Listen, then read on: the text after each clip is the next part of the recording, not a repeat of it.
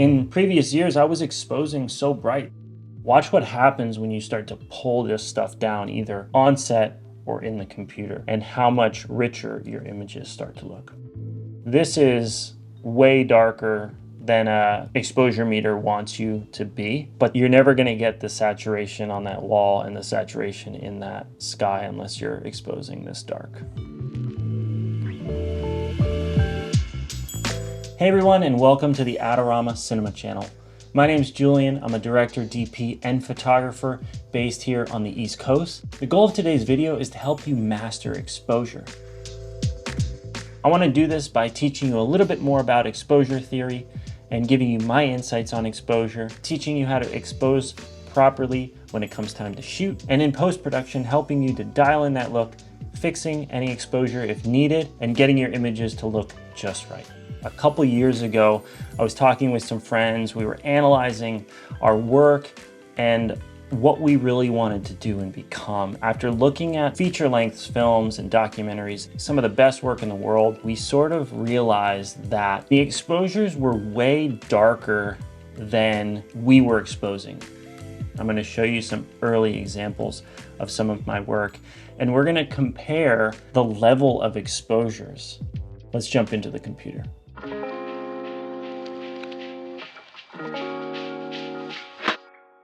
This is called a waveform. It basically represents pure black at 0 to pure white at 100, and the exposure and the values on what's called the IRE scale, somewhere in the middle here. And what's beautiful about this one in Final Cut Pro is that it's color coordinated, so you can see how this sun up here, which is clearly clipping, is more yellow, and that corresponds with the image that you see on the right.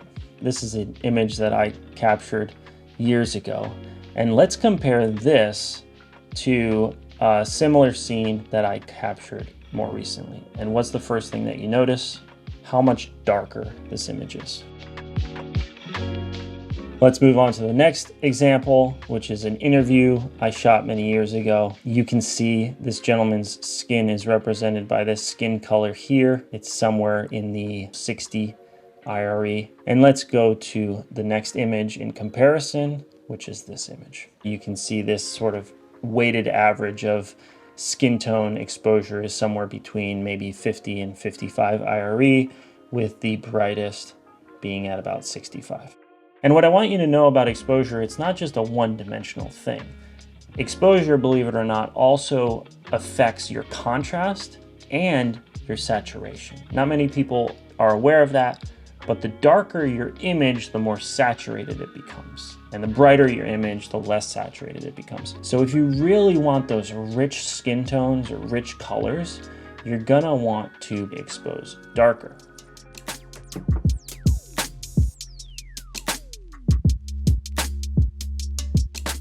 Now let's reference some movie frames. I got these off of shotdeck.com. This is just a random collection of frames that I grabbed in order to better understand what the best people in the world are doing here with exposure. The brightest part of the image has about 93, 94 IRE. It's clearly this window.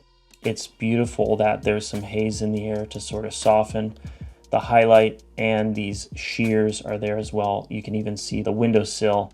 But this kid's skin tone is interesting, right? Because it's at about 50 to 60 IRE. This is a very dark image. But when I saw this image on the screen, that's not what I said to myself first. I didn't go, oh, that's too dark, because it's actually not too dark. It almost feels like their skin is much brighter than it is, and it might have to do with the contrast between these other dark elements in this frame. Moving on, you've got this image here, and I was actually surprised to see these windows as blown out as they were. But it's interesting to see that the clipping isn't at 100 IRE, which is what you would think. I used to think clipped clouds or the brightest part of the image had to be at 100 IRE all the time. That's simply not true, and that's certainly not the case here. Here's a perfect example of when things get darker, they get more saturated. The highlights of this man's face is this sort of pale yellow peaking at maybe 55 IRE. And as it goes into the shadow side, you can see how much more saturated it gets, and it becomes almost 30 IRE. And you can see how the saturation in their face becomes less as this becomes brighter. Maybe the most important frame for someone who shoots a lot of stuff in the daylight, and this is really something that got to me, because these bright clouds in the back are not at 100 IRE. And her skin tone is right here. There's a sliding scale of like dark skin to light skin. And so for Caucasian skin tone, a quote unquote perfect exposure might be anywhere from 50 to 65 IRE, maybe as high as 70 IRE at the most peaked levels. And as the skin tone gets darker and darker and darker, it doesn't mean you're supposed to bring that skin tone up to that same level. There's appropriate amounts of IRE exposure per that skin tone. So if a person has a darker skin tone, maybe it's correct for their IRE or their skin tone exposure to be somewhere between 40 and 50 instead of 50 and 60, and so on and so forth. And you can see these windows back here are the brightest part of the image, and that's at about 93, very hot. You can see this light blue, that's the sky, it's at 64. So what am I getting from this image? This is the brightest part of the day. The clouds are at 87 IRE and the skin's perfect. And so if you've been exposing much, much, much brighter than this, watch what happens when you start to pull this stuff down, either on set or in the computer, and how much richer your images start to look. Don't be scared of blacks that are crushed. Don't be scared of silhouettes. You'll know if you watched the previous video I just put out about mastering natural light. I love silhouettes, and when they're done well, they're so powerful. Look how rich the color is here. Moving on, we've got this hospital waiting area interior. I just want you to be aware of how not bright it is, right? You've got these sun rays coming in. Nothing's blown out. The crew has done not much to throw any sort of fill on any of these people. I think it's a great image. If your camera is trying to get you to expose at 0 EV, which is basically 50% gray, that's not this. This is like 15 to 20% IRE. This is way darker than a exposure meter wants you to be, but you're never going to get the saturation on that wall and the saturation in that sky unless you're exposing this dark. The complete opposite, there's this beautiful roll off on the sky and nothing's clipping, maybe barely. And it is very interesting to see it right at 99 or 100 IRE. It's just this white fog. Despite this being a bright image, that skin is nailed at 50%. If you have a cinema camera or a camera that allows you to display a waveform, I would personally recommend always having it up. And what I've been able to do over the years is glance at it, just like we've been glancing at these waveforms on the computer. And just by seeing the values bounce around on that waveform, whether it's 0, 50, or 100, or somewhere in between, I can check my exposure by looking at that waveform and know exactly how I'm doing. You actually don't even necessarily have to look at the image. You could literally just look at the waveform and be confident that you're getting the right exposure. If you don't have a waveform on your camera, you might want to display the histogram. The histogram is a left to right version of the waveform. It's not as detail oriented, but it's still gonna get you a good idea of what's going on. If a blob of information is in the center, somewhere between 0 and 100, you know you've got a really good, decent exposure. If everything is slammed to the right, you know you've got a really bright and potentially clipping exposure. If everything is slammed to the left, you know you've got a really dark exposure.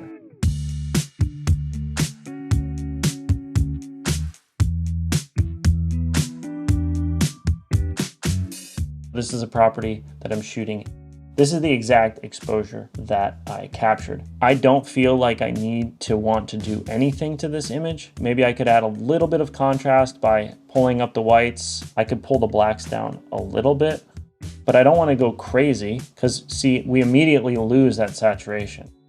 A lot of people will recommend that you expose brighter, and then you could pull that image down in post. That came from sort of the previous generation of cameras that were much more noisy. They wanted to, in post, pull the noise floor down, burying that noise and creating a cleaner image. I personally don't feel like we need to do that anymore because the sensors are so clean. And actually, I believe that when you expose darker, you retain more highlight information.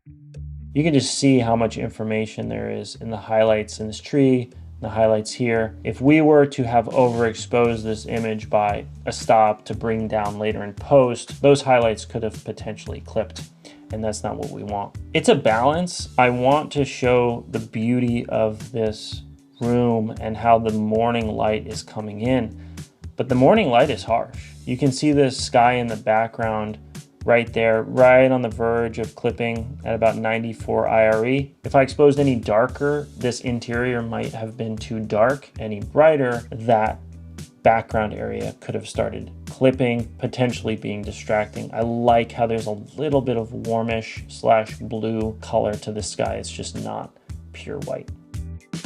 Just want to show you where I have skin tones falling here. Her arm has less light on it, so it's darker here, and then this is similar. Maybe the brightest parts of her face are at 60, 62. These really bright chairs in the background, and they're at 90 IRE. If I was to shoot this 5 years ago, I probably would have exposed the sky or those chairs in the background at 100 IRE. And today I'm exposing them at 90, and I'm actually even willing to pull the middle of the curve down and make the image even darker.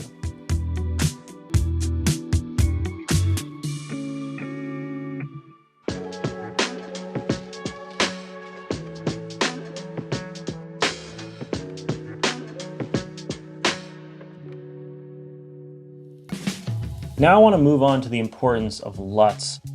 This is the manufacturer's LUT, and this is my favorite LUT. And not only are the colors different, but if you look at the waveform, you can see we're at almost a difference of 6 IRE when it comes to the overall exposure and specifically the highlights. There's a lot more information in the sky with the LUT that I like. The tones across the board are better. And again, things are brought down and they're richer. And so it's really important to find a LUT that you like. Good thing about having a good LUT, if you like the filmic look, film and analog doesn't ever have a true zero, pure black. And so that's why even in this image where it does look pure black, the blacks are lifted ever so slightly, looks much more organic. If your camera allows you to load in and monitor a LUT, personally, I want the waveform to reflect what the LUT is. Some monitors allow you to monitor ignoring the LUT, and I always check that box off. I don't want it to ignore the LUT because to my eye, that's the finished product or really, really close to it.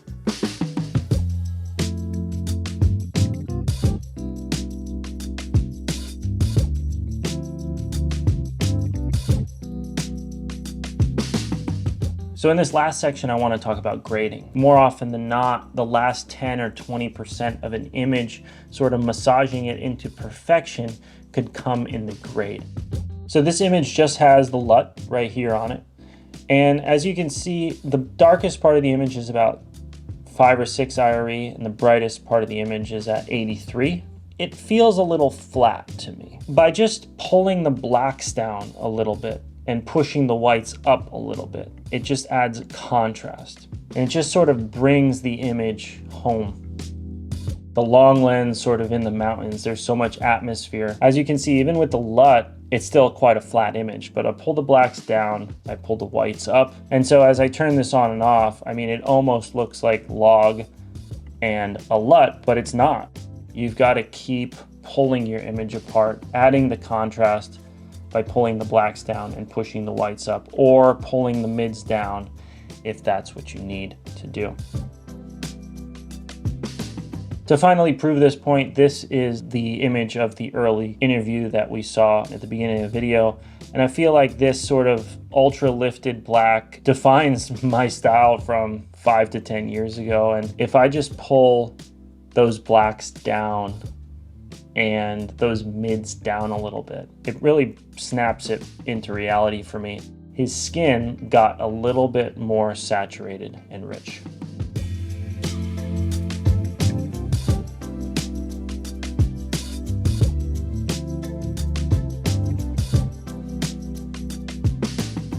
In previous years, I was exposing so bright. That sort of corporate amateur style was all I had. And when I analyzed these films and looked at real pros doing what they're doing, they were exposing things darker than I was. And so I started to bring that stuff down. My images started to get richer, and I really started to become proud of my work.